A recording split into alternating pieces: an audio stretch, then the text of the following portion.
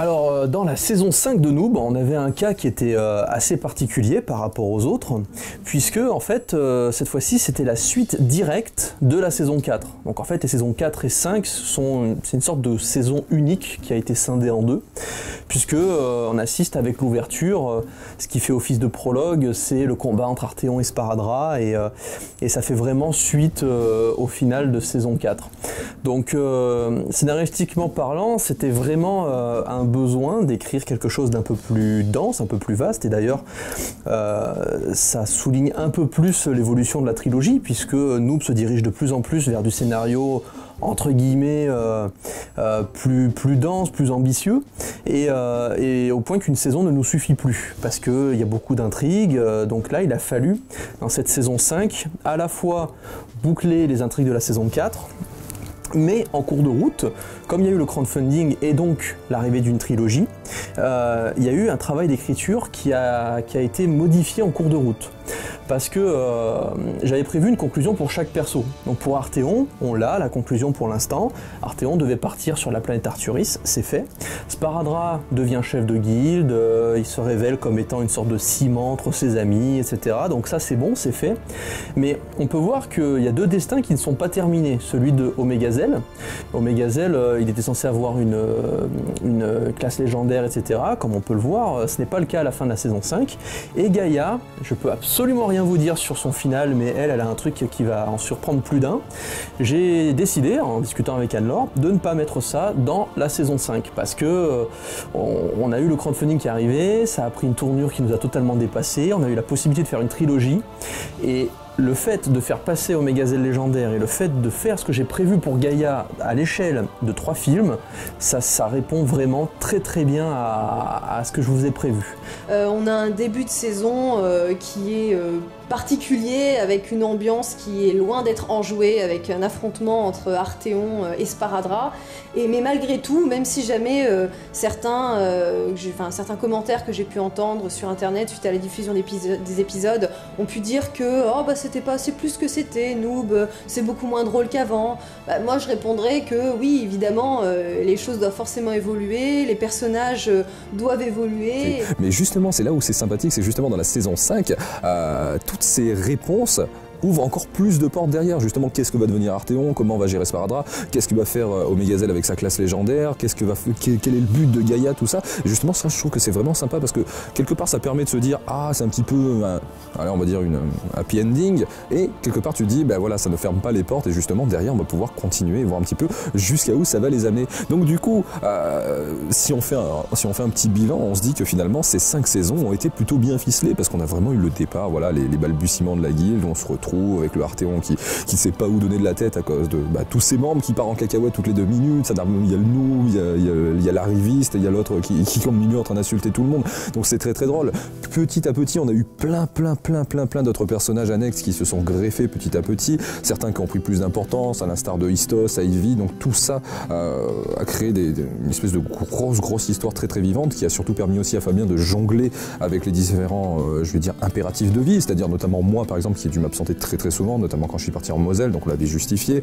Là maintenant je suis en Angleterre, donc une fois de plus c'est très compliqué pour moi de tourner, donc voilà, ça a permis à Fabien de faire des trucs, et c'est très sympa de voir que ça donne vraiment cette dimension MMORPG justement parce qu'un MMO c'est une guilde c'est vivante, il y a des gens qui rentrent, il y a des gens qui partent, il y a des gens qui font leur vie, enfin c'est vraiment un aspect humain, psychologique avant toute chose, parce que certes c'est un jeu vidéo, c'est des FX, c'est des quêtes, tout ça, mais là ce qu'on traite principalement dans ce sujet, en dehors même de l'univers fantasy, c'est surtout l'interaction sociale entre des membres d'une même guilde qui ont des buts entre guillemets communs, mais qui ont aussi des envies complètement différentes, qui ont des points de vue différents sur comment ils aiment jouer, parce qu'il faut se rappeler quand même qu'à la base, oui, tu es en train de me niquer mon DVD toi avec ton bruit, je sais pas ce que tu fais, qui ont des buts complètement différents, à savoir par exemple Gaïa qui est principalement intéressée par l'argent, Arthéon qui est intéressé par le roleplay, donc tout ça fait que ils essayent de lutter pour une idée commune, mais quelque part, il y a toujours ce côté égocentrique, on pense d'abord à sa gueule, parce que c'est normal, c'est l'humain,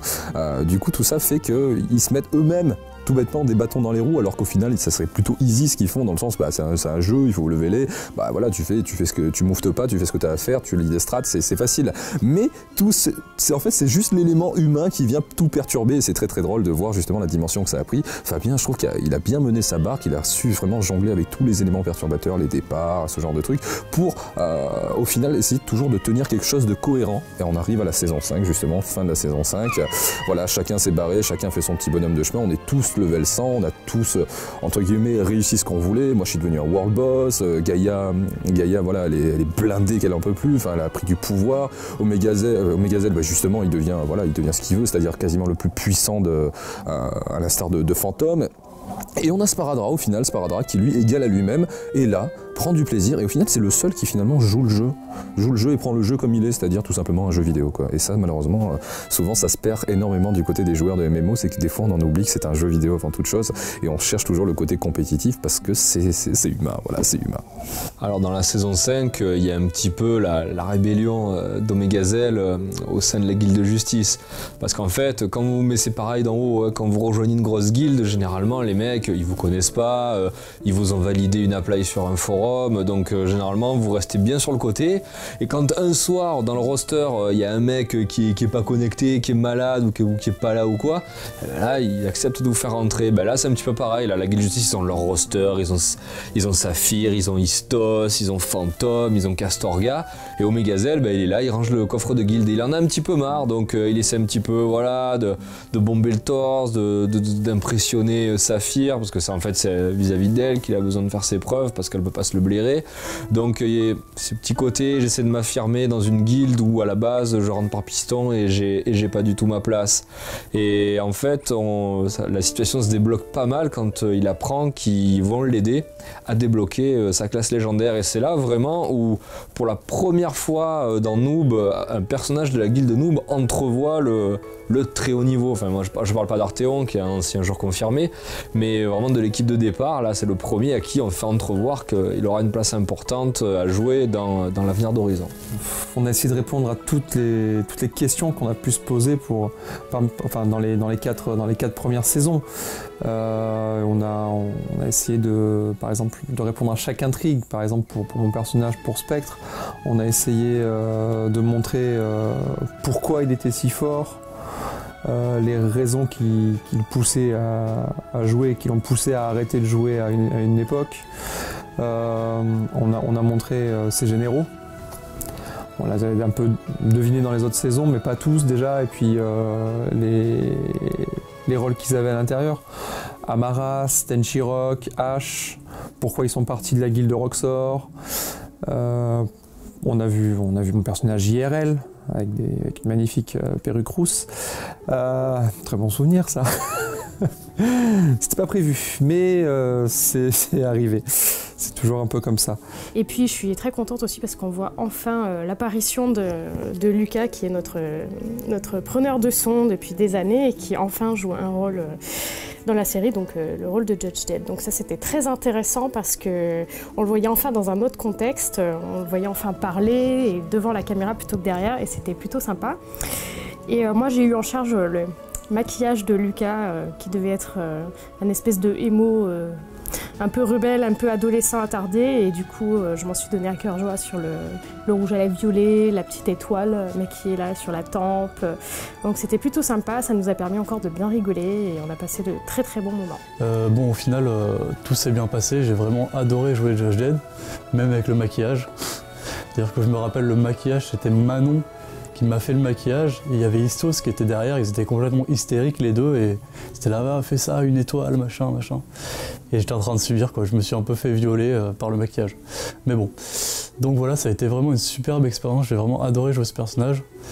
En plus avec PA qui donne la réplique, qui est vraiment génial quoi. Moi honnêtement, de voir Lucas qui fait ses grands débuts d'acteur, c'était juste incroyable. En plus, on l'a vraiment pas facilité la tâche parce que il avait cette dégaine, la démo avec des locks et un chapeau, là, la peau bien blanche. Franchement, pour lui qui avait jamais tourné, j'avoue que de faire des débuts comme ça, c'est peut-être pas évident quoi. Bon après, je veux dire, il avait un bon compagnon de jeu, il y a PA qui est juste parfait quoi dans la saison 5, tant en IRL quand il va voir Spectre que dans le jeu comme d'habitude. Donc ces petits petite doublette, là on va quand même pas mal à développer dans la trilogie, parce qu'il s'avérait que ça a été un des bons duos gagnants de cette saison. J'attends de voir la suite, l'évolution entre les deux personnes. Je savais qu'il y aurait un lien entre ces deux personnages, ils ont été créés pour ça. À un moment, ça devait même être la femme de... T'as eu chaud, Justin. Ça devait être la femme de Tenchirok, puisque... En fait, il devait justement être en couple, il devait avoir un couple un peu difficile, et puis sa mère allait bosser à Europa Entertainment, qui est la boîte qui fait le jeu, mais il ne savait pas ce qu'ils faisaient là-bas. Au début, c'est juste qu'ils étaient tous les deux employés de cette boîte-là. Tenchirok a participé à la création de Horizon, enfin dans le premier scénario, hein, et ensuite il a été renvoyé, il a changé de métier, mais du coup pour se venger, et puis pour rester un peu proche des intérêts de sa femme, il devait justement revenir sous forme de Tenchirok et essayer justement de faire couler la boîte pour que sa femme soit un peu moins occupée parce qu'il ne la voyait jamais. Ça, c'était le scénario numéro 1. Et finalement, quand on a donc créé Judge Dredd, c'était quand même vachement plus drôle de faire une relation père-fils. Parce que voilà, les problèmes conjugaux, c'était peut-être un peu plus tendu. Alors que père-fils, c'est drôle, la crise d'adolescence, et puis voilà, les fugues, les machins.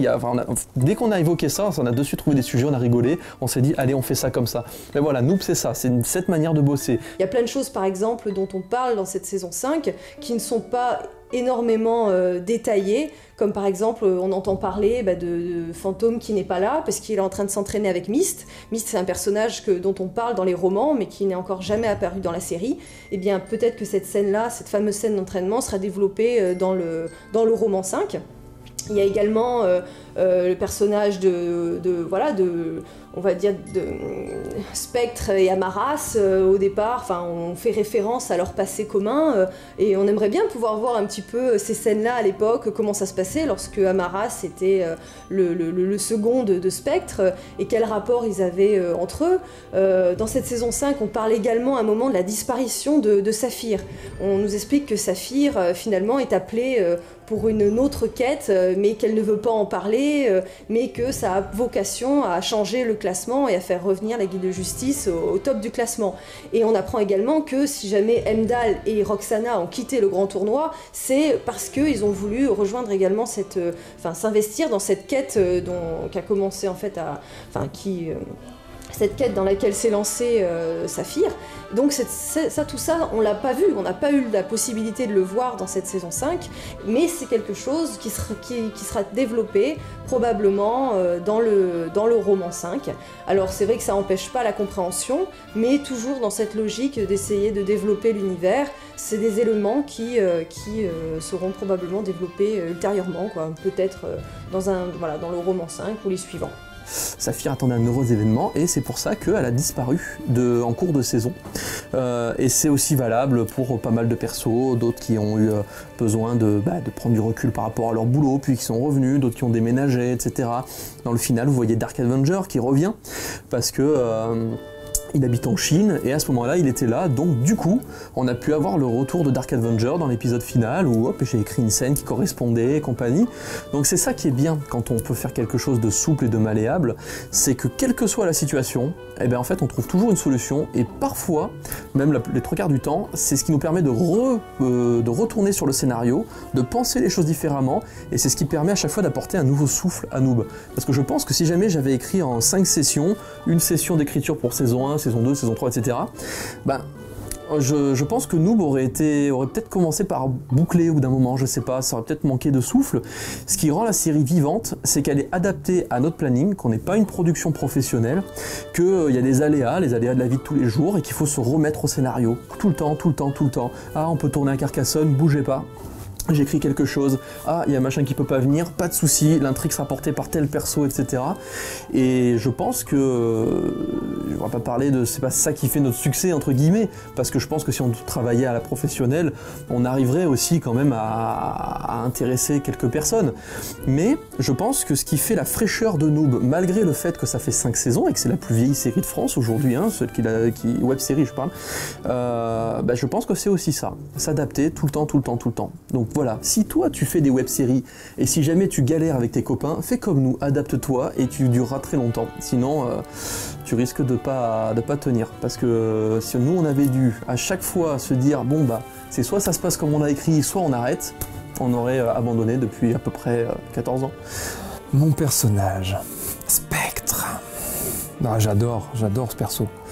J'adore, il est pas méchant, il est compliqué déjà. Quand je vous croise en convention, il y en a qui me disent oui mais c'est toi le méchant, machin. Il est pas méchant, il défend sa faction. Voilà. Quand vous jouez à WoW, il y a la Horde, il y a l'Alliance, qui est gentil, qui est méchant, ça se vaut. Sérieusement, ça se vaut, c'est l'histoire, c'est le gagnant qui décide qui est gentil ou qui est méchant. Il n'y a pas vraiment, chacun se bat pour son propre camp. Bah, dans le monde d'Horizon, c'est pareil, il y a la coalition, il y a l'Empire, il y a l'Ordre, et chacun se bat pour son propre camp. Il n'y a pas vraiment de gentil ni de méchant. Chacun se bat pour ses idées et pour sa faction. Le personnage de Spectre est intéressant dans son développement. Déjà, on sait qu'il est atteint d'une maladie, je serais incapable de dire le nom. Il voit les schémas. Il voit les schémas, spécialement dans les jeux vidéo. C'est pour ça qu'il il est dur à tomber. J'espère que vous avez vu la saison, parce que sinon je vais vous spoiler. Mais c'est l'inattendu qui permet de passer outre ses défenses. C'est quelque chose qui n'est pas prévu, qui est imprévisible. Ce personnage-là, j'adore jouer, j'adore sa voix, j'adore son côté statique, grand, le charisme qui dégage quand il arrive dans une pièce, dans une salle, même sur les romans. J'adore lire quand il arrive. C'est génial. Je me régale avec ce personnage. Action! C'est toi qui vas brûler en enfer, grognasse! Alors c'est vrai que dans cette saison 5, on a eu quelques guests encore une fois, et j'ai notamment eu la chance de participer à toutes les scènes qui ont été tournées avec donc JBX et Pétulia de Reflet d'Acide. Donc la première scène avait été tournée, je me rappelle, l'été, quelques jours après le mariage de Fantôme et Gaïa. Donc pour l'occasion, ils étaient venus passer un petit moment avec nous dans le sud. Et c'est vrai qu'on avait tourné cette scène qui était très sympa. Le seul inconvénient, disons, c'est que c'était en plein milieu de l'été. Donc qui dit en plein milieu de l'été dit il y a plein de cigales. Donc on avait un peu galéré pour la bande son, justement, parce que ça avait totalement bousillé la bande son, le fait de tourner en plein milieu des cigales. Mais sinon, c'est vrai que c'est sympa d'avoir pu tourner avec eux, parce que déjà c'était une première pour eux. Donc on les a un peu forcés à venir tourner avec nous. Ils avaient un peu d'appréhension. Mais finalement, c'est super bien passé. JBX a vraiment très bien géré le truc avec le petit bug des voix par exemple, où ça fait justement une petite référence à sa saga de Reflet d'Acide. Aussi donc Ruby Pétulia qui joue Ruby, la sœur de Saphir, je trouve que c'était une bonne idée et que ça apporte justement une perspective intéressante au personnage, aussi bien de Saphir que de Ruby du coup. J'ai eu beaucoup Pétulia en face de moi, donc qui a plus ou moins remplacé Saphir, voilà. Donc moi forcément, je m'attendais à être exigeant parce que bon, Saphir, voilà, c'est ma conjointe dans la vie, donc je voulais vraiment quelqu'un qui la remplace au pied levé dans la série, quoi. Et franchement, il y a beaucoup de mimétisme. Je veux dire, elle a super bien retranscrit le fait que ce soit la même famille, qu'elle soit froide, qu'elle soit très froide, très cassante, je veux dire exigeante envers Omegazelle, ça a vraiment été un plaisir. Et puis JBX, voilà quoi. Au niveau de la diction, du ton et du naturel, c'est juste incroyable. Donc c'est vrai que c'était deux tournages où quand j'ai tourné avec eux, on s'est très bien amusé, ils sont très bien prêtés au jeu. Ça sera avec plaisir qu'on retournera avec eux, ce qui est déjà le cas dans le film, donc vous verrez ça dans le premier film. Et sinon, on a aussi eu l'occasion de tourner en tout début de saison, donc avec Éric Legrand et Brigitte Lecordier. Et là, tu vois le fossé qu'il y a entre toi, là, issu du film amateur, voilà, qui en gros, toi, t'es plus ou moins autodidacte, et des vrais professionnels. Et là, franchement, tu regardes au niveau des mimiques, au niveau du timbre de voix qui change. Bon, après, tu me diras, c'est des doubleurs, donc forcément, eux, c'est leur taf. Et même au niveau de la composition et ce qui te sort et ce qui t'envoie direct spontanément, ça n'a rien à voir parce que nous, on compose plus ou moins avec le même personnage depuis 5 saisons. Et en plus, on a des traits de caractère qui font que le personnage est un peu naturel, mais parce que c'est un petit peu une part de nous qu'on met. Là, vraiment, là, t'as Éric Legrand, tu lui dis, alors voilà, Éric Legrand, tu vas jouer un alchimiste qui zozote avec des lunettes et qui a un problème à la mâchoire. Il n'y a pas de problème, il te sort ça sans bosser. Voilà, c'est du spontané ça pour lui.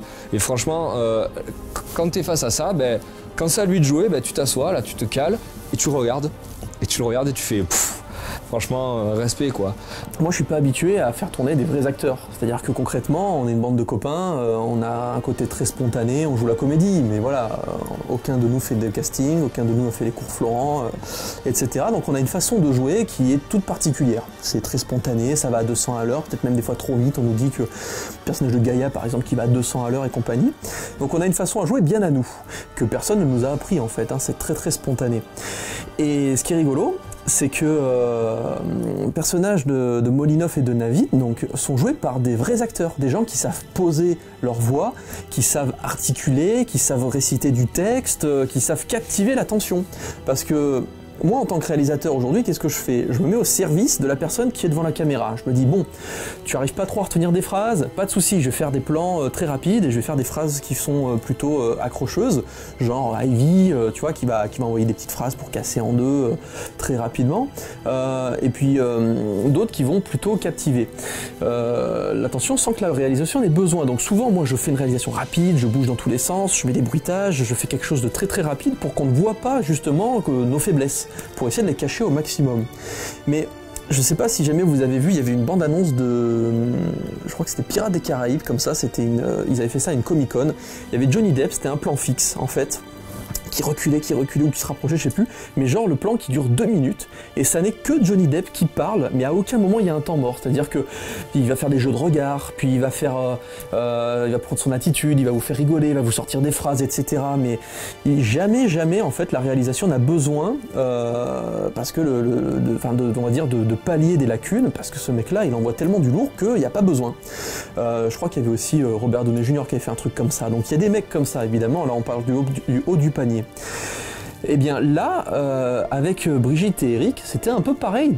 J'étais pas obligé de faire des plans très courts et très épileptiques pour cacher des faiblesses. Là, je pouvais tourner, je me contentais de faire le plan le plus beau possible, et eux arriver à apporter une présence et un peu comme du théâtre.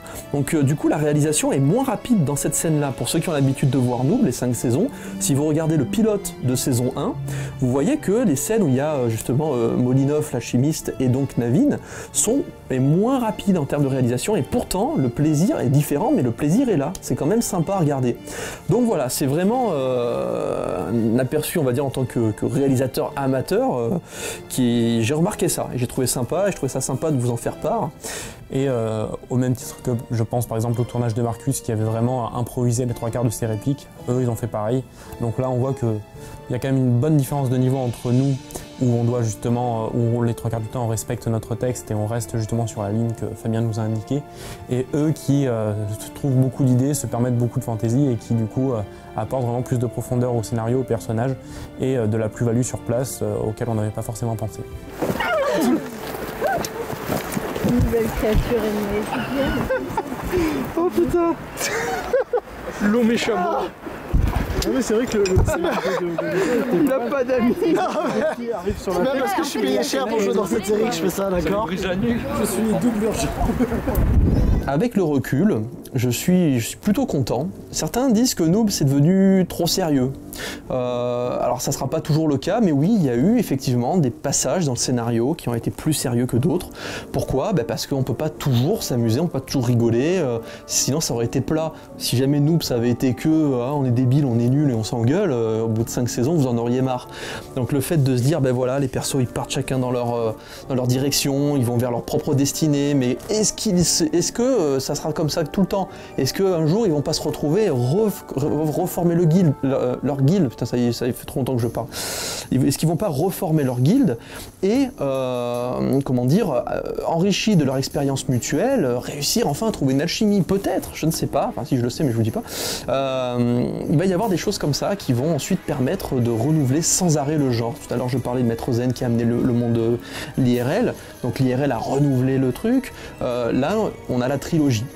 Et donc la trilogie va encore apporter des choses que la web-série n'était pas capable d'apporter. Sur la web-série, je dis pas qu'on a tout fait. Il y aura d'autres saisons sûrement, ou au moins d'autres épisodes, je pense, un jour, parce que je pense pas en avoir terminé avec ça. Mais en tout cas, aujourd'hui, il était temps de faire une pause dans le monde de la web-série après ces 5 saisons, parce qu'enchaîner sur une 6e puis une 7e, etc., il y aurait eu le risque qu'on sombre dans une sorte de routine ou qu'on se fasse avoir par l'épuisement aussi, hein, parce qu'on était crevés. Hein. Fin de saison 5, c'était vraiment épuisant. Donc je suis très content de ce premier cycle. Je trouve qu'il se termine juste à temps. D'ailleurs, ça ne trompe pas, hein, le final de saison 5, c'est peut-être l'épisode qui a eu le plus de critiques positives. On a halluciné sur les retours. On était vraiment enchantés. On était très très contents. Et pourtant c'est pas l'épisode le plus vu, mais en tout cas de ceux qui l'ont vu, ils ont vraiment apprécié. Donc voilà, moi je suis content de Noob. Les 5 premières saisons, c'est fait par des amateurs, des bénévoles, faut pas l'oublier. Dans l'équipe, on s'est pas engueulé, il y a eu une bonne ambiance, on se fréquente toujours, pourtant on s'est vu souvent en 6 ans, 6 ans, et pour certains ça fait 14 ans qu'on fait les cons. Donc voilà, très bonne ambiance, des retours de la part des fans dont on est très content. Les fans ont l'air de trouver leur compte dans ce qu'on fait, nous la passion est intacte et en plus on a la possibilité, mais ça sera mon point d'après, d'enchaîner sur une trilogie. Et ça, voilà, donc déjà je vous dis une première fois merci parce que je vais revenir à l'assaut quand je vais parler du crowdfunding, mais merci beaucoup de nous avoir suivis pendant ces 6 ans sur les 5 saisons de Noob. Merci aussi pour ceux qui sont allés voir Warzone Project, parce que quand je dis que la web série on fait une pause, pas Warzone Project, ça c'est encore autre chose, mais sur Noob en tant que série transmédia, c'est bien, on fait une petite pause, on se concentre sur la trilogie, on verra si on revient ensuite sur une saison 7 sous forme de web série. Mais dans tous les cas, là aujourd'hui, je suis très content d'avoir terminé ce projet-là et je suis très reconnaissant pour tous les retours que vous nous avez apportés toutes ces années. Action! C'est bon, tout le monde a hip-hop! Allez, on répare, on rebuffe et on y retourne! Coalition!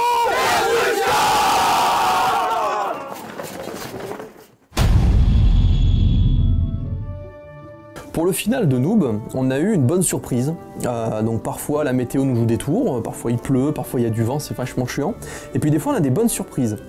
Et ce jour-là, on a eu la brume, on est monté sur la vieille colline, là, le Pharon, qu'on a utilisé sur tous ses versants, etc. Et je pense qu'il y a encore des lieux qu'on va découvrir parce que c'est vraiment une cour de jeu géniale. Mais ce jour-là, il y avait une espèce de grande brume et c'était le jour justement où il y avait soi-disant l'invasion des Arcs, enfin la 4e faction. Et alors c'était une ambiance mais géniale parce que quand vous avez la brume, tout est tamisé, la lumière est juste parfaite. Donc du coup, on a eu une ambiance auquel j'aurais jamais pu prétendre avec aucun effet spécial parce que rien ne remplace les conditions réelles.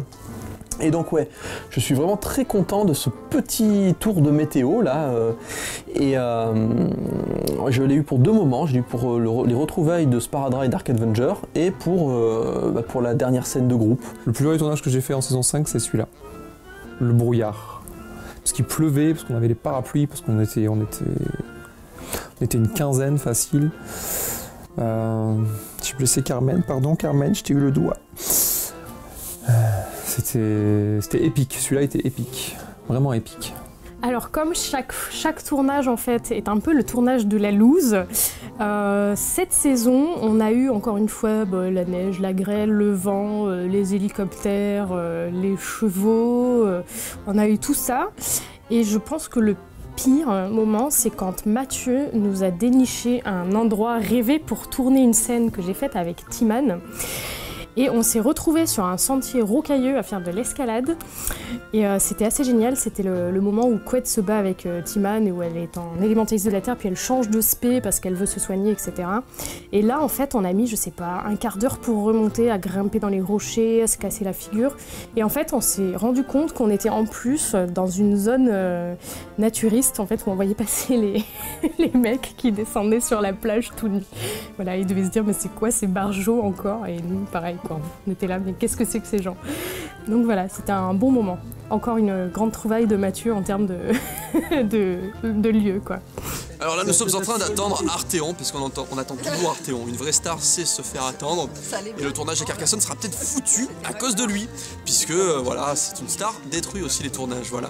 Et puis si jamais on l'approche trop près, il nous frappe. Hier, moi, il y a quelqu'un qui a lui piqué un truc dans son assiette, il a défoncé toute la table. Ils sont tous morts. Voilà. Non, plus sérieusement, ça s'est très bien passé. Première partie de tournage très très bien.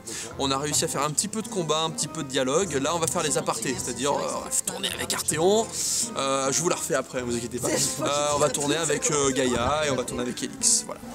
Concernant les lieux de tournage, cette saison 5 a été tournée quasi exclusivement à Toulon et dans les environs. On a pu tourner au Revest, à la Garde, et quasiment la totalité des épisodes ont été tournés sur le Pharon, en fait, comme à nos débuts, pour les premières saisons de Noob. On a eu pour un tournage, un épisode, l'occasion de tourner ailleurs que dans le Var. On a pu tourner à Carcassonne. Alors on avait déjà tourné à Carcassonne, la maison de la jeunesse de Carcassonne nous avait fait venir, c'était super bien passé, mais on n'avait pas eu la possibilité de tourner à l'intérieur de l'enceinte. Et là, cette fois-ci, génial, on a pu accéder dans l'enceinte de la cité de Carcassonne, on a vraiment eu des plans magnifiques. C'est pour la fameuse scène de l'arrivée de Tabriz à Glaçant, la capitale de la coalition. Donc j'espère qu'on aura encore une fois l'occasion d'y retourner, ce sera peut-être pour le film 2 de la trilogie. Et ce qui est rigolo, c'est que sur la jaquette du roman 3.3, on voit la cité de Glaçant, donc la capitale de la coalition. Et le truc, c'est que j'avais déjà mis une image de Carcassonne, sans me douter qu'un jour on aurait le droit de tourner là-bas. Et là, du coup, on a tourné vraiment à Carcassonne, donc il y a une vraie continuité. Donc voilà, officiellement, Carcassonne, si vous habitez à Carcassonne, et ben dans le monde de Noob, vous vivez à Glaçant, donc vous êtes tous de la coalition. Voilà, bravo. Comme d'habitude, on a été super bien accueillis par les jeunes de la MJC qui nous ont hébergés, nourris, qui nous ont accompagnés lors du tournage. Il y avait encore beaucoup de jeunes, beaucoup de fans qui étaient là, qui étaient déguisés, qui ont fait des figurants. On a passé un super bon moment. Il y avait Sparadra aussi, il y avait Roxana et Tabriz qui étaient au centre de l'intrigue à ce moment-là. C'était magnifique, on a tourné dans la cité médiévale, on a eu un paysage sublime, un temps magnifique, alors qu'il faisait pas chaud, mais pourtant on avait une super belle lumière. On a passé un super bon moment, j'espère qu'on retournera là-bas d'ailleurs. Donc c'est vrai qu'on s'est vraiment bien éclaté déjà, le cadre était super sympa, les bénévoles adorables, donc franchement on a passé un très très bon moment. Et le tournage qu'on a fait là-bas était vraiment assez... déjà c'était original, c'était notre seul tournage de match de la saison 5, mais c'était un compromis entre les tournages de masse qu'on faisait avant à Orléans où c'était vraiment beaucoup de monde, et là c'était un peu plus fermé, c'est-à-dire qu'on avait vraiment, si on peut dire, des personnes plus ou moins choisies, un nombre plus limité, donc on a pu faire ça plus tranquillement. Et c'est vrai que ce format de tournage j'avais beaucoup apprécié, et on avait vraiment pu travailler sur un petit scénario vraiment sympa, et je pense que tout le monde s'était bien éclaté, garde de bons souvenirs de ce tournage qui je pense est pour moi un des meilleurs souvenirs de la saison 5. Et pour ma part, j'ai pas beaucoup tourné, sauf pour le final, puisque j'ai fait le duel des 3 champions. Fantôme était là. Alors ce qui est rigolo, c'est qu'on l'a fait en 2 fois. Pour la petite anecdote, ce n'est pas la plus glorieuse, c'est que j'étais malade pour le premier combat, la première partie du combat. J'avais un mal de ventre, mais à me tordre en 2. C'était horrible. Et alors entre les prises, je sais pas si j'ai des images dans le making of, faudra que je vois ça, mais j'étais comme ça, c'était horrible, c'était vraiment très douloureux. Après pour le deuxième tournage ça allait bien, mais c'était Spectre qui était pas très bien, donc c'est ça qui est... Voilà, du coup, lui ça se voyait pas trop parce qu'il était pâle, mais voilà quoi. Donc du coup, je me souviens que c'était un tournage très très douloureux. Et c'est un tournage dans lequel forcément j'étais devant la caméra, pas derrière. Alors c'est vrai que dans cette saison 5, à la technique, j'ai une responsabilité assez importante, puisque Fabien m'a chargé justement d'être la caméra 1 pour le duel des 3 champions. D'habitude, donc, comme vous le savez, c'est Fabien, donc Fantôme, qui a la caméra. Mais bien sûr, vu que là, il était devant la caméra pour le duel, il fallait trouver quelqu'un d'autre pour justement pouvoir filmer tout ça. Donc du coup, c'est Fabien qui m'a choisi. Alors c'est vrai que c'est de la pression, parce que c'est quand même quelque chose qui est une intrigue qui est en place depuis 3 saisons, si je ne me trompe pas. C'est quelque chose qui a été bien amené, bien travaillé. Et d'avoir la responsabilité justement de filmer cet événement qui reste vraiment très important dans l'intrigue et dans l'histoire, ça met la pression. Donc au final ça s'est très bien passé. Déjà Fabien était toujours sur place pour me coacher, il était pas loin quoi. Il m'indiquait les endroits pour les placements, après il m'a quand même donné pas mal d'autonomie et d'indépendance sur lesquels je devais justement juger certains plans ou autres. Mais dans l'ensemble ça s'est bien passé, je suis content du résultat et du travail que j'ai fait. C'était pas forcément évident comme j'ai dit, parce que c'est vrai que auparavant j'avais déjà eu l'occasion d'être à la caméra, mais jamais en tant que caméra 1 et jamais avec autant de plans à faire, etc. Le gros entraînement que j'avais eu, c'était le duel entre Tabriz et Fantôme à la fin de la saison 4, mais là c'était quand même un truc beaucoup plus gros, parce que déjà en plus ça s'est passé sur plusieurs jours de tournage. Si je ne me trompe pas, ça a été fait en 2 jours, donc en plus des jours assez espacés, des périodes assez espacées. Et le premier, dont je me souviens, on avait principalement fait toutes les scènes de dialogue, Et le second tournage qu'on avait fait, c'était principalement les scènes de chorégraphie de combat. Donc pour l'occasion, Spectre Patrice avait fait venir un ami à lui, Poussin, qui a justement coaché donc Fabien, Fantôme, Amaras et Spectre dans toute la chorégraphie du combat. On s'est régalé avec notre chorégraphe. Alors notre chorégraphe, c'est mon meilleur ami, c'est Poussin. Voilà, c'est pas son vrai nom, c'est le surnom que je lui donne. Il adore ce surnom. Et donc voilà, c'est Poussin. Donc si un jour vous croisez Poussin, dites-lui bonjour Poussin, il sera super content. Et ce gars-là, il connaît bien les arts martiaux et donc il est venu sur le tournage du combat final des 3 champions et il nous a aidé à chorégraphier tout ce combat et je trouvais que ça a apporté une plus-value à la fin au combat, un dynamisme, des mouvements qu'on n'aurait pas pensé à faire forcément, qui sont simples mais visuellement qui marchent, des petites chorégraphies à répéter et à positionner. On a tous une façon de se battre différente, qui colle en plus au personnage. Il y a Amaras qui est beaucoup plus bourrin, qui envoie tout ce qu'il a, ça part de l'épaule, ça arrive jusqu'au poing. Il y a Fantôme qui est un peu plus volant, plus d'esquive de pied. Aucun de nous ne pratique un art martial, hein. On n'a absolument rien de combattant. Et donc il nous a fait quelque chose de sympa et je trouve que c'est fluide. Moi j'en suis content de ce petit combat final. Donc voilà, il y a Mika qui joue Amaras qui est venu, qu'on n'avait pas vu depuis un petit moment parce que c'est vrai que les champions, leur histoire sera racontée dans les romans, comment ils se sont entraînés. J'ai déjà un peu commencé dans le roman 4.5 puisqu'il est entraîné par Myst, Fantôme. Mais voilà, cette partie-là sera plutôt racontée dans l'aspect cross-média, transmédia plutôt. Et donc voilà, on n'a pas beaucoup tourné, puis ça a été l'occasion de se revoir, se retrouver 2 fois. On s'est vraiment bien amusé, on a tourné, on avait des bleus partout et tout, hein, forcément, mais on s'est bien donné. Et donc voilà, ça a contribué un petit peu à dynamiser ce fameux épisode final. C'est ça qui est génial aussi, c'est quand on tourne comme ça en coupant les scènes, en répétant les mouvements, en se plantant 40 fois à peu près sur la chorégraphie, mais quand elle passe et tout, on ne sait pas trop comment ça peut rendre et tout. Puis derrière, avec le travail que Fabien fait, derrière avec les effets spéciaux, avec les filtres, avec même les effets de caméra qu'il a mis avec lui, Lucas, Mathieu quand ils sont à la caméra et qui donnent dans le mouvement, c'est génial. Ça rend un truc qu'on ne pensait pas du tout être capable de faire ça et c'est magique parce qu'on se voit faire des trucs.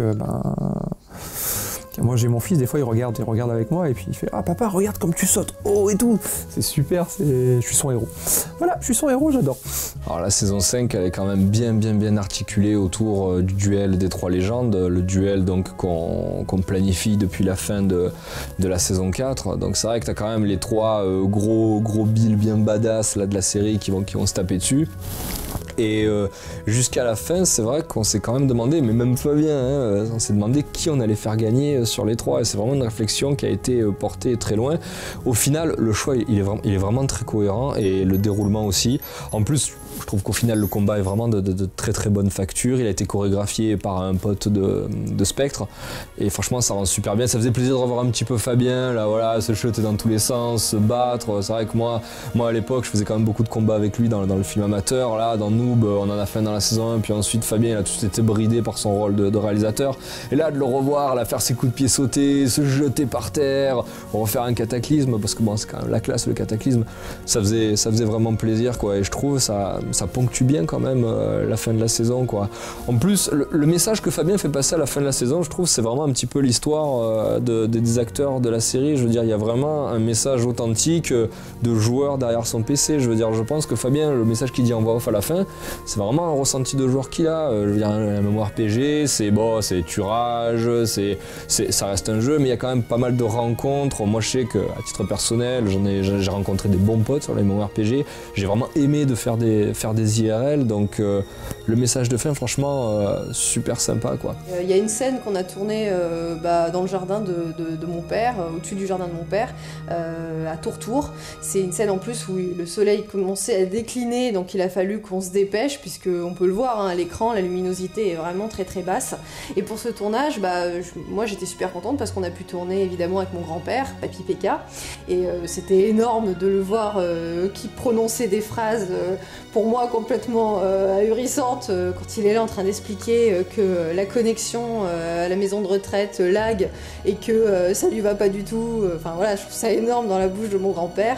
Puis le fait de pouvoir le faire intervenir et jouer avec nous, je trouve ça juste énorme puisque les MMORPG, les jeux vidéo, il y a juste jamais joué quoi. Il sait même pas ce que c'est, mais il a une capacité d'adaptation et voilà, un naturel et un humour voilà, qui font que je trouve voilà, il est génial quoi. Il est juste génial. On n'a pas énormément de personnes âgées dans la série, mais le peu qu'on a, c'est juste mythique quoi. Et pour cette scène, on a également eu la chance d'avoir Mézariel, qui est un ami de longue date, puisque la première fois qu'il a tourné avec nous, c'était à l'époque de Final Quest 2.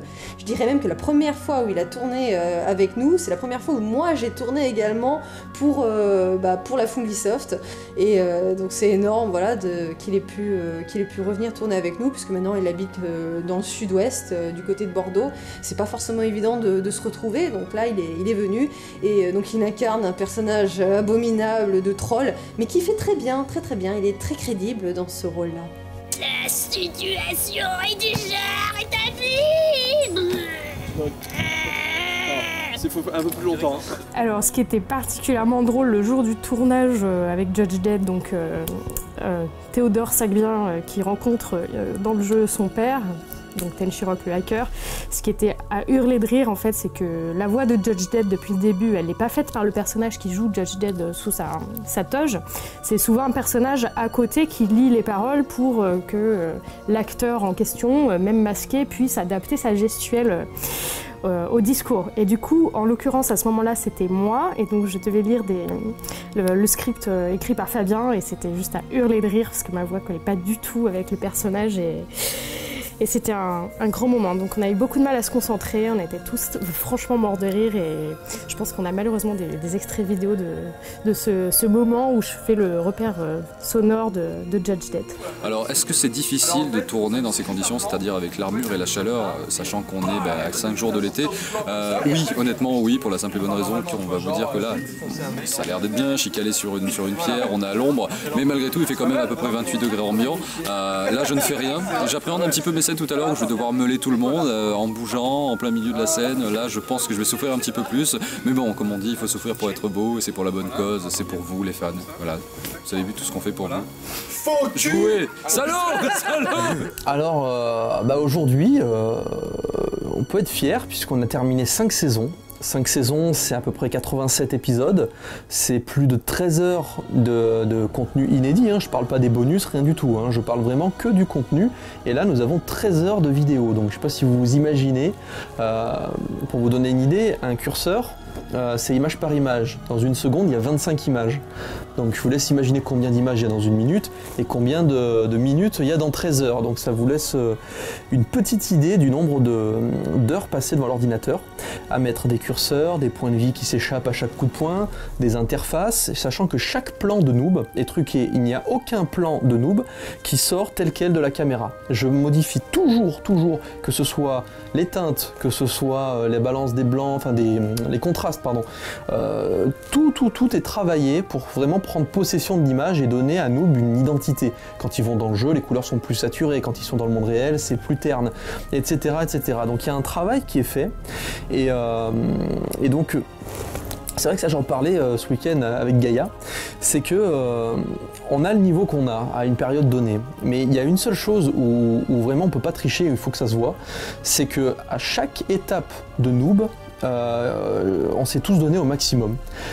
C'était le maximum de ce qu'on savait faire à un instant T. C'est-à-dire que voilà, les effets spéciaux de la saison 1, ils valent ce qu'ils valent, mais je pouvais pas faire mieux à cette époque-là. Et c'est parce qu'on s'est appliqué, qu'on n'a pas triché, qu'on a fait tout ce qu'on pouvait à chaque épisode, à chaque moment on s'est retrouvé, que au final, Noob aujourd'hui continue à avoir une communauté active, continue à avoir de nouvelles personnes qui regardent. Et d'ailleurs, là j'en parle maintenant parce que ça concerne encore l'univers de Noob et qu'on fait un petit bilan des 5 saisons, mais j'ai sorti il n'y a pas longtemps la remasterisation des saisons 1 et 2, parce que avant, on n'avait pas de compositeur, et donc du coup j'utilise des musiques à droite à gauche, donc les saisons 1 et 2 ont des musiques qui ne nous appartenaient pas, et aujourd'hui on a 6 OST de Noob, Et ces 6 OST, c'est l'identité de Noob, parce que la musique, à force d'entendre les mêmes thèmes, à force d'entendre les génériques de Noob, quand on va en festival, les gens chantent, quand ils entendent Noob, je suis un Noob, et voilà, ça donne une identité. Et ces 2 premières saisons ne bénéficiaient pas de cette identité-là. Et du coup, il a fallu faire une remasterisation qui est sortie, c'est disponible là sur Watt et YouTube. Et donc là, aujourd'hui, on peut dire, ça y est, les 5 saisons de Noob ont vraiment une harmonie. J'ai même amélioré les 2 premières saisons dans leur rythme. Donc il y a vraiment, on n'a pas triché, on a vraiment donné le maximum de ce qu'on était capable de faire à un instant T. On a progressé avec vous, tiens je vous regarde.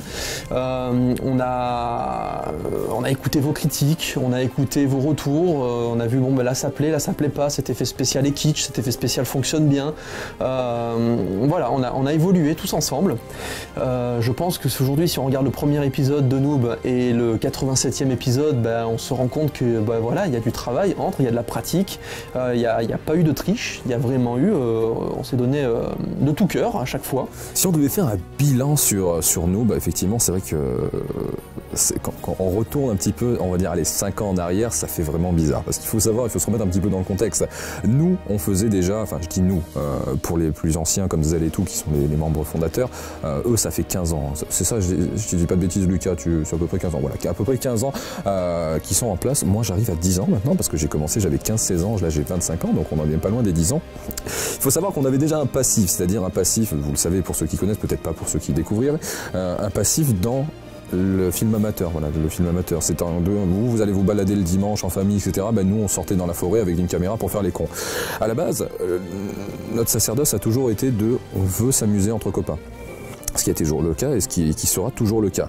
Or, la différence, c'est que quand on a commencé à la saison 1, on n'avait aucune prétention. On s'est lancé comme ça, on avait des costumes tout à fait... c'était complètement bancal, n'est-ce pas Carmen, quoi. Complètement bancal. Julien avait des chaussures de hand, un pantalon, une veste de Shinigami. Bref, c'était ridicule. Moi-même, j'avais des vieux restes de bout de gêne, mais c'était pas... c'est moi qui l'avais cousu, je levais le bras, tout s'arrachait, donc c'était très très drôle. Et on s'est heurté à quelque chose, ça a été la sympathie du public. Étonnamment, généralement, le public est très très très très critique, très difficile sur Internet. Là, ce qui s'est passé, c'est que, étonnamment, les gens l'ont pris avec sympathie. Ils se sont dit, c'est rigolo. Parce que souvent, ce qu'on dit, moi je l'entends souvent, c'est comment ça se fait que Noob, c'est nul à chier, mais que ça plaît autant. Non mais c'est vrai. Mais si on regarde quelque part, c'est vrai que on va faire un parallèle par rapport aux Visiteurs du Futur ou quoi, c'est vrai que c'est moins pro, on n'est pas des acteurs professionnels, même à la réa, Fabien est un très bon réa, mais c'est pas aussi pro, j'ai envie de dire pas aussi peaufiné, même en termes de scène et tout. Mais étonnamment, il y a toujours eu cette alchimie grâce au public, je ne sais pas comment, qui fait que vous avez toujours réussi à nous pardonner un petit peu tous ces défauts et justement vous y attacher. Et ça, c'est très sympathique de voir l'évolution quand même saison 1 où c'était dégueulasse, on jouait comme des merdes, mais c'était ridicule. Et là, on en est quand même au bout de 5 saisons où quand même il y a eu de l'émotion. Je citerai quand même Brigitte Lecordier, à savoir la voix de Sangoku, de Oui Oui, etc., qui m'a dit... Quand on a vu la scène où on se fout sur la gueule, Sparadra et moi, elle a eu sa petite larme. Quand c'est un acteur professionnel qui vous dit ça, que vous avez réussi à susciter une émotion quand même chez des pros, vous vous dites, putain, ouais, quand même, on s'est fait un petit peu plaisir. Donc... con. Les tournages. C'est pas ça qu'il faut que tu filmes. C'est ça là. On va tous mourir. Mais ça fait. Non, regarde. Attendez, on l'a déjà fait avec le futur. Non. Moi la perche, je te tiens la perche 2 secondes. En quelle date on est là? Rappelle-nous la date. Non, pas du monde, c'est cool quoi. Nous sommes en décembre 2013. Ah, ça se calme. Nous sommes là. Ah, c'est bon, on est sauvés. Parce que je suis Esteban, le fils du soleil.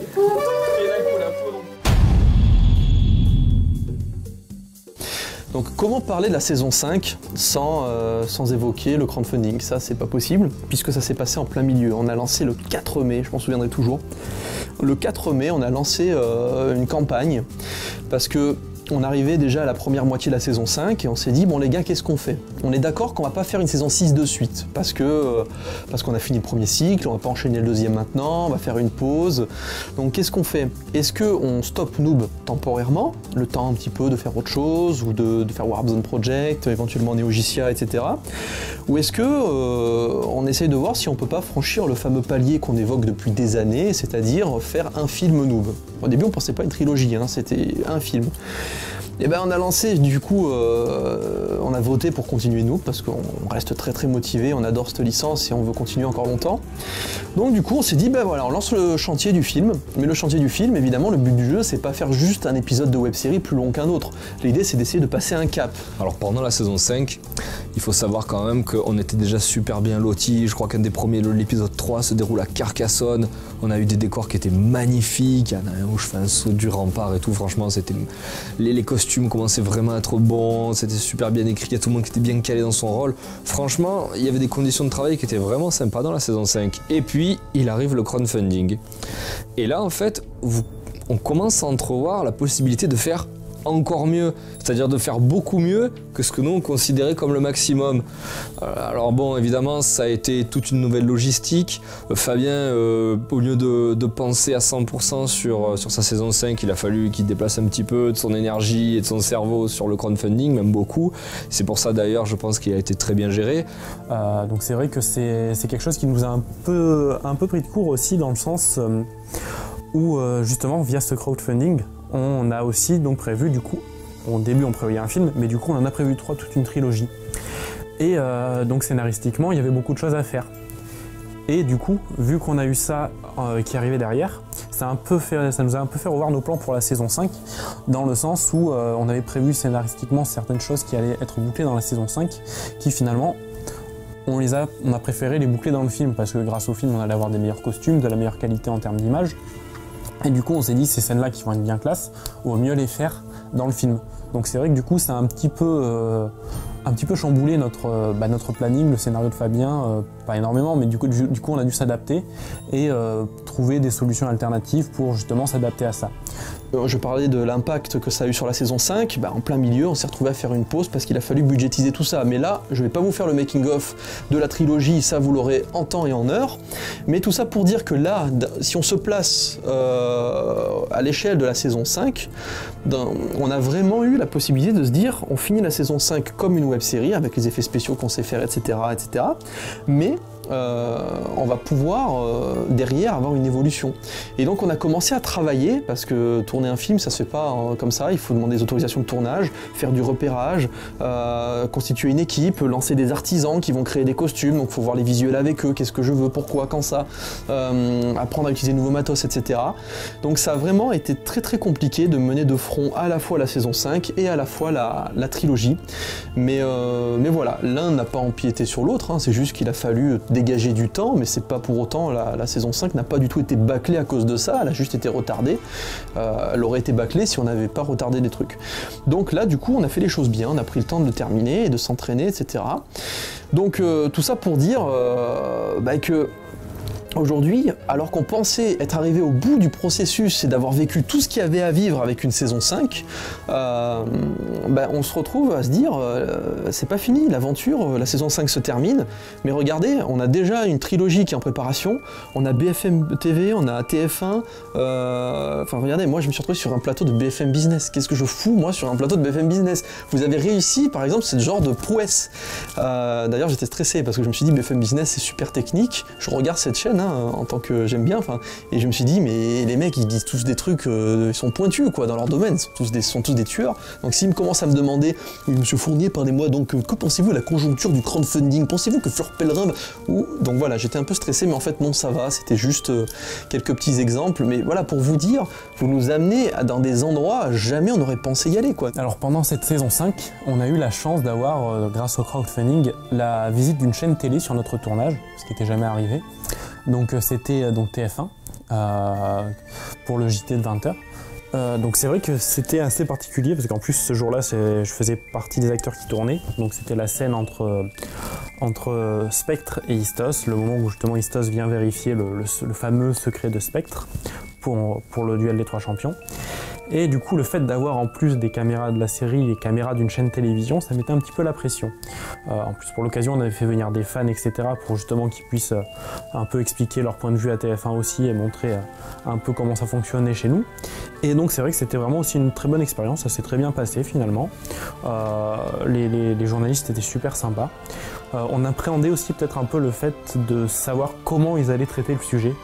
parce que du coup ils nous ont filmé pendant le truc, le fait qu'on soit pas des acteurs professionnels, qui est on est vraiment un monde particulier, comme on dit, c'est la web série, on fait ça entre potes, on s'amuse. Donc eux qui sont habitués forcément à aller voir des tournages de films, de cinéma ou autre, ne sont pas habitués forcément à voir les tournages qu'on pratique. Donc on se disait comment déjà ils vont appréhender le tournage, comment ils vont traiter le sujet. Et finalement, quand on a vu le reportage, du coup, en plus, c'était une bonne anecdote ce reportage, puisque avec Spectre, justement, encore une fois, on rentrait d'une convention. On arrive sur place, donc à la maison, on s'assoit, on se met devant la télé. Il y a le JT de TF1 qui est en train de passer, et d'un coup, pile quand on s'assoit, quand on arrive du salon, alors qu'on a fait plusieurs heures de route, il y a le reportage qui passe, comme ça. Donc là, du coup, on se dit, oh putain, c'est la classe, quoi, parce que en plus ça faisait un petit moment qu'ils étaient venus filmer, et entre le moment où ils sont venus filmer et le moment où le reportage est passé, il y avait quand même un délai assez important, et c'est vrai que ça fait plaisir de voir comment le reportage avait été traité, parce que ça s'est super bien passé, ils ont vraiment bien mis en avant tout ça, et franchement ça faisait plaisir d'avoir justement un petit peu de reconnaissance par rapport au boulot qu'on fait, et de pouvoir profiter justement d'être mis en avant sur des chaînes télévision, donc comme TF1. Mais heureusement, il y a Cristalline, l'eau des champions. C'est l'Evian. Les Cristal Evian, l'eau des champions. Et donc dans la deuxième partie de la saison 5, il y a certaines scènes qui sont filmées avec l'appareil photo, donc le 5D Mark III, et d'autres qui sont filmées avec le boîtier qui nous servira pour faire la trilogie. Pas les objectifs cinéma, ça on les a jamais utilisés, ça sera pour la première fois sur la trilogie, mais disons que le boîtier, donc ce sont des C300, les Canon C300, on a commencé à les utiliser dans les dernières scènes, parce que évidemment il faut s'entraîner pour maîtriser, le but du jeu c'était pas d'arriver comme ça la fleur au fusil sur les tournages de la trilogie, il fallait qu'on maîtrise le matos.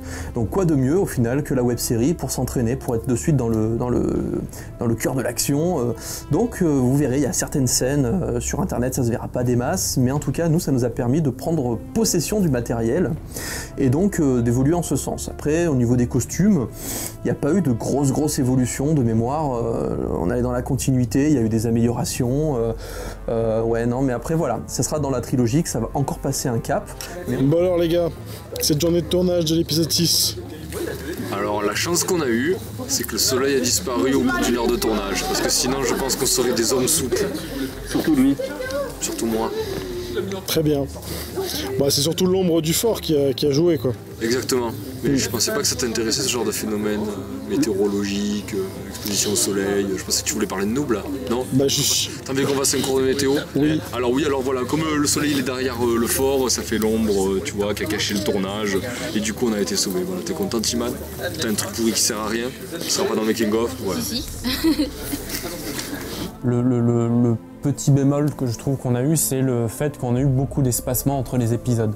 C'est-à-dire que voilà, on avait le rythme de sortie des épisodes qui était très ralenti.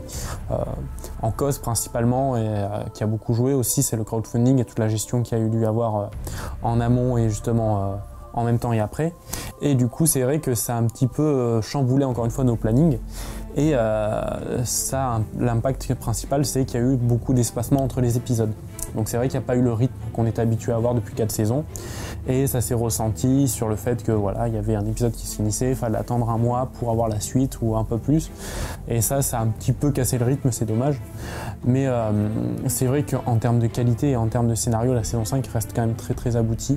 Et bien entendu, le mot de la fin, il sera pour vous les amis, ça sera un gigantesque, un énormissime merci. Voilà, un énorme merci. Pourquoi? Parce que si on en est là, depuis X années et qu'on en est là en train de tourner une trilogie, au final, c'est grâce à vous, grâce à tous les fans qui nous suivent, c'est notre communauté au final qui fait tout, parce qu'on peut se dire oui c'est la technique, on est des putains de génies à l'acting et tout, non absolument pas, voilà, c'est Noob, ça restera Noob, comme je vous l'ai dit, même avec 700 000 € de budget, ça sera toujours Noob, il y aura des plus beaux décors, il y aura des plus beaux costumes, mais ça sera toujours les acteurs de merde au final qui vous font rire et que vous appréciez, mais voilà, c'est grâce à toutes ces contributions, grâce à vous, grâce à votre soutien au quotidien, à vos messages, tous vos messages Facebook, vos messages d'amour, etc., qui font que au final on a avancé, on a continué dans notre lignée et surtout on a eu les moyens de pouvoir y arriver. J'espère que cette trilogie ne vous décevra pas. On y a mis tout notre cœur, on s'est fait plaisir. Pour ma part, j'ai acté comme un malade. Vous allez voir le mec, il se la pète, mais trop stylé. Meilleur acteur de la série, award, tout ça, nomination. D'ailleurs, je pense que je vais lancer une carrière à Los Angeles d'ici pas longtemps. J'emmènerai Lucas avec moi parce que c'est mon copain, je l'aime bien. On parle beaucoup de Lucas dans ce making-of, mais il est là depuis tout à l'heure, il me regarde et tout, avec son petit regard dans la pierre de Pokémon et tout, là, genre. Mais voilà, un énormissime merci à vous, les amis. Je vous fais plein de gros bisous. J'espère que tout ça va vous plaire. On se retrouvera bien entendu encore conventions, hein, au Grand Rex pour l'avant-première, plein de trucs comme ça. On n'hésitera pas à vous remercier et à vous rendre au centuple tout ce que vous nous donnez au quotidien. Courant vers la sortie, il se demande encore qui était cet abruti à l'aventure compagnon. Je suis parti vers l'horizon. J'aurais dû rester chez moi à faire des chaises au bois. Alors, comme d'hab, les salons, c'est le moment où on rencontre la communauté. Mais en fait, maintenant, plus que le moment où on rencontre la communauté, les salons, c'est le moyen de se retrouver entre nous. Bon, moi, à titre personnel, j'ai la chance de pouvoir travailler pour Olydri, donc tous les jours de côtoyer Guillaume, Patrice, Lucas, Mathieu.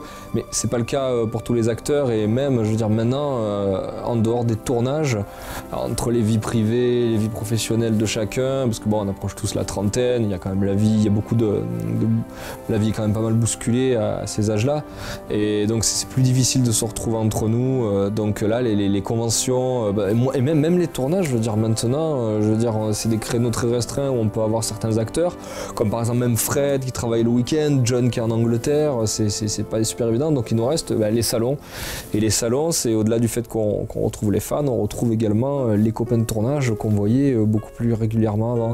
Après, bon, moi à titre personnel, en 2013, j'en ai pas fait beaucoup des salons parce que bon, il se trouve que j'ai eu un IRL vie privée très très chargé dû à la naissance de mon fils, donc j'ai dû un petit peu mettre ça de côté. Et là, quand je suis revenu pour le dernier Japan Expo, franchement, c'était vraiment avec plaisir. Il n'y avait plus la fatigue, il n'y avait plus la redondance et tout qu'on avait, parce qu'on reste quand même 5 jours. J'ai vraiment pris ça que pour du plaisir, un bon moment passé avec les fans, un bon moment passé avec les potes. Franchement, moi, de toute façon, les salons, plus ça va, plus j'y ai pris de plaisir, dans la mesure où on rencontre vraiment beaucoup de monde et beaucoup de gens intéressants, quoi. Donc, ça m'a fait aussi extrêmement bizarre parce que ça fait très longtemps que j'ai l'habitude de faire des conventions depuis un moment. Vu que j'ai jamais été acteur dans Noob, finalement les gens me reconnaissaient pas vraiment. Et là c'est rigolo parce qu'après le final de la saison 5, les gens me voient comme Judge Dredd. En plus, qui est Judge Dredd, un personnage assez mythique dans la série Noob, que les gens adorent. Et donc c'est assez drôle d'être vu comme lui et finalement d'être Judge Dredd, quoi. Donc maintenant les gens me reconnaissent et c'est plutôt rigolo.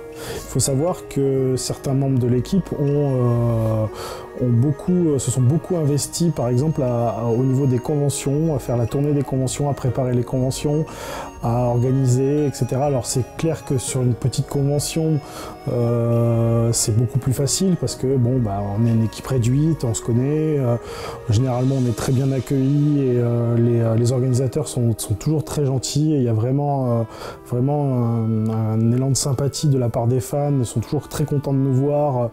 Il y a toujours, franchement, on est toujours très bien accueillis, très bien nourris. Voilà, nous on s'amuse, même si pour certains c'est un week-end entre guillemets qui font où ça leur prend leur week-end, mais quelque part à la fin du week-end on est content parce que déjà on a vu des fans, on a rencontré plein de gens, on a découvert des régions. Franchement, moi je suis très content d'avoir fait des tours, que ce soit en Bretagne, dans le sud, dans le sud-est, dans le sud-ouest. Alors cette année, moi j'ai eu la chance de pouvoir partir en convention en Belgique, donc c'était la Japan Expo Belgium, et on a été très bien reçus par le public belge, on a beaucoup apprécié. On est parti avec Elix et Ivy, donc on était toutes les trois. C'était une première convention 100% féminine. Et du coup, on s'en est plutôt bien tiré, même si très franchement, on a fait la conférence et on ne savait pas quoi dire. On avait appelé Fabien juste avant pour lui poser des questions sur le crowdfunding, pour savoir ce qu'il fallait dire ou pas dire, ce qu'on avait le droit de dire et pas dire. Et au final, on s'en est plutôt bien sorti. On a fait questions-réponses avec les fans, c'était très sympa. Moi, j'ai beaucoup apprécié l'humour belge. J'ai rencontré pas mal de gens sympas là-bas. En plus, les gens nous amenaient des gâteaux, des bonbons, des confiseries, nous ont recommandé des restaurants et au final, on a passé un super week-end. On a visité la ville après, c'était vraiment très très chouette. Et les orgas aussi étaient au top. Voilà. Après, il y a bien sûr le TGS auquel on assiste tous les ans, notamment le TGS Spring Break en avril. Et comme d'habitude, on a été très très bien reçus. Nous, on adore aller là-bas parce qu'on est toujours bien reçus. Et puis, on nous reçoit alors qu'on arrive à 30 et on passe de bons moments. En plus, commence à avoir bien sympathisé, à avoir créé des liens avec toutes les équipes de Toulouse, l'équipe de l'orga du TGS, mais aussi des personnages d'autres web-séries, etc. Donc on a passé plutôt des bons moments en convention. Voilà. Et puis bon, bah voilà, les salles de conférence sont tout le temps pleines, ambiance toujours au top, des cadeaux, plein de cadeaux, c'est trop bien, on nous offre à manger, on nous offre des boissons, des chocolats, des bonbons, des petits cadeaux confectionnés par les fans, ça c'est vraiment des petites attentions qui nous font très plaisir. Et à chaque fois on nous demande quand est-ce qu'il y a la suite, enfin voilà, il y a vraiment une attente et ça nous motive et ça nous apporte vraiment beaucoup d'énergie. Et puis voilà, la bonne humeur. Je pense qu'on a un public, parce qu'évidemment, avoir beaucoup de gens qui suivent une licence, ça peut être à double tranchant. Quand on va sur jeuxvideo.com, il y a beaucoup de monde, mais c'est plein de trolls et on se fait déboîter. Là, on a un public qui est gentil. Concrètement, on a un public, ils sont plein de bonnes intentions, ils sont gentils, ils sont souriants, ils ont des petits mots sympas. Ils sont compréhensifs quand on leur dit bon, on n'a pas pu tourner parce qu'il a plu, parce qu'ils sont compréhensifs, ils nous disent mais les gars, reposez-vous, n'allez pas vous tuer pour ça. Etc. Donc vraiment, il faut le dire, on a, je vous le dis, on a un public qui est vraiment super attentionné, super gentil, super compréhensif. Donc voilà, un grand merci de nous suivre. Et donc on va en faire encore pendant longtemps des festivals, aussi longtemps qu'on nous invitera, qu'on nous supportera. Et pour le film, j'espère qu'on sera à la hauteur, j'espère que ça vous plaira. J'espère aussi que vous serez nombreux à venir au Grand Rex les 10 et 11 janvier pour l'avant-première, le show, etc. On va essayer de faire une grande fête tous ensemble. Et donc voilà, je ne sais pas quoi dire de plus si ce n'est merci. Rendez-vous l'année prochaine et aux prochaines dates en septembre, etc. Enfin, je donne des dates mais c'est un making-of donc c'est un peu débile. Donc voilà, venez nous voir. Et nous, on sera toujours là pour partager cette passion avec vous parce que on est avant tout des passionnés et on aime bien partager notre vision du MMORPG, des super-héros avec Warzone Project, des jeux vidéo, venir sur les stands, faire des parties de jeux vidéo avec vous, faire comme on a fait avec la Flanders, le Geek Royal Rumble, des shows, des trucs et des machins. Voilà, on est là pour s'éclater, donc en festival, n'hésitez pas, venez et on va bien se marrer. Allez, à très bientôt. Ça y est, il est minuit chez Olydri. Ouais. Première chose qu'on fait dans l'année, on se filme, on danse.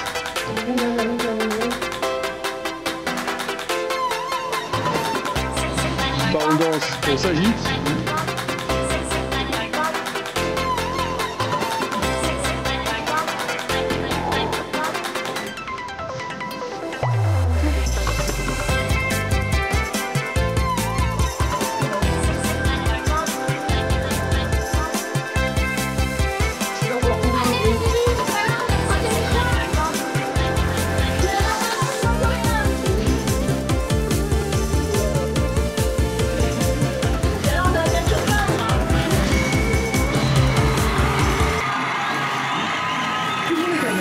Bonne année!